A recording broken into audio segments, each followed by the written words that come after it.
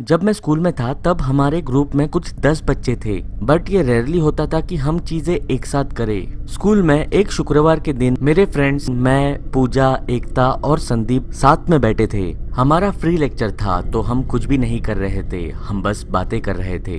हमारा स्कूल काफी पुराना था। ये स्कूल 1930s में बिल्ड किया था और हमारे स्कूल के पीछे एक और स्कूल बिल्डिंग थी जो कि हमारे स्कूल से ही एसोसिएटेड थी, लेकिन वो स्कूल 1940s में ही बंद हो चुकी थी। 1940s तक वो school as a day care school चलाई जाती थी। वो स्कूल बंद होने के बाद भी उस बिल्डिंग को गिराया या फिर डंप नहीं किया गया। हम लोग स्कूल में बैठ के ये बातें कर रहे थे कि हम उस रात उस स्कूल में ब्रेक इन करेंगे। हमने डिसाइड किया कि हम 4 ही उस बिल्डिंग में जाएंगे, क्योंकि हम सभी 10 लोगों को बुलाकर वहां पे लेके जाना हेक्टिक हो जाता।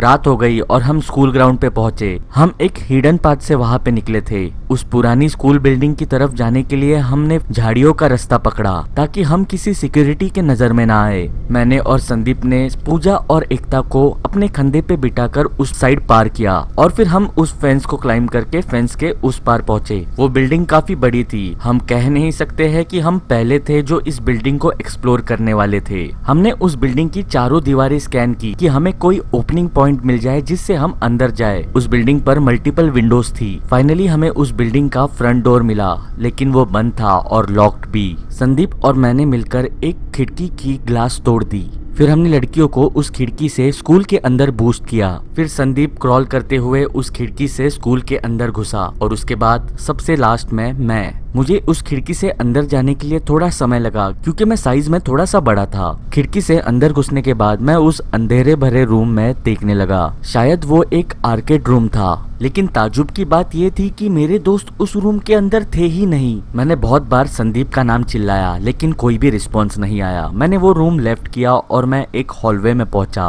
वो हॉलवे काफी डार्क था। उस हॉलवे के रूम्स के दरवाजे खुले थे। मैंने उन हर एक रूम्स में नजर घुमाई, लेकिन मेरे दोस्त लोग मुझे नहीं दिखे। मेरा पूरा फोकस मेरे दोस्तों को ढूंढने में था। मुझे थोड़ी सी भी आइडिया नहीं थी कि वो मेरे से आगे इतना भागते हुए क्यों गए। मैंने उनका नाम बार बार चिल्लाते हुए कॉल आउट किया, लेकिन कोई भी रिस्पॉन्स नहीं आया। फिर मैं मेरे लेफ्ट साइड के एक क्लासरूम के अंदर गया। वहाँ पे मैंने संदीप को खड़ा हुआ पाया। वो खिड़की से बाहर देख रहा था। मैंने उसे चिल्लाते हुए पूछा कि डूड, तुम क्या कर रहे हो यहाँ पे, और तुम लोगों ने मेरे लिए वेट क्यों नहीं किया। वो टर्न हुआ और उसने मेरी तरफ देखा। मैं उसके साथ आई कांटेक्ट नहीं कर पा रहा था क्योंकि रूम काफी डार्क था। मैं पीछे हुआ और हॉलवे में देखकर पूजा और एकता का नाम कॉल आउट करने लगा। फिर मैंने किसी को किसी चीज के ऊपर स्टेप करने की आवाज सुनी।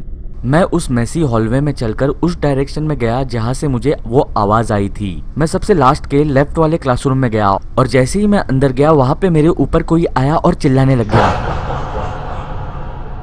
मुझे नियरली एक मिनी हार्ट अटैक आया। It was Sandeep. और पीछे से पूजा और एकता भी हंसते हुए बाहर आए। एकता ने बताया कि उन्होंने ये प्लान बनाया था कि वो आगे भागकर जाएंगे और फिर उसके बाद मुझे डराएंगे। मैंने प्लेफुली संदीप को धक्का दिया। मैं पहले से ही डरा हुआ था और मेरी धड़कन और भी तेज हुई जब मुझे याद आया उस फिगर के बारे में जो मैंने दूसरे क्लासरूम में देखी थी। मैंने उन्हें विस्पर करते हुए कहा, मैंने उस क्लासरूम में किसी को तो देखा है और मैंने एज्यूम किया कि वो संदीप है। मैंने उन्हें मुझे फॉलो करने के लिए कहा। हम चारों भी उस क्लासरूम के अंदर गए जहाँ पे मैंने उस फिगर को देखा था, लेकिन अभी उस क्लासरूम के अंदर वो फिगर नहीं था। वो रूम पूरी तरह खाली था। फिर मैंने एकता को राइट साइड में देखकर एक शॉकिंग रिएक्शन देते हुए सुना। मैं क्लासरूम के बाहर स्टेप बैक हुआ। मैं उस डायरेक्शन में देखने लगा जहाँ पे मेरे तीनों दोस्त देख रहे थे। वो पॉइंट आउट कर रही थी दरवाजे के बीच के क्रैक पर। उस अंधेरे में क्रैक के बीच में से कोई तो हमें देख रहा था।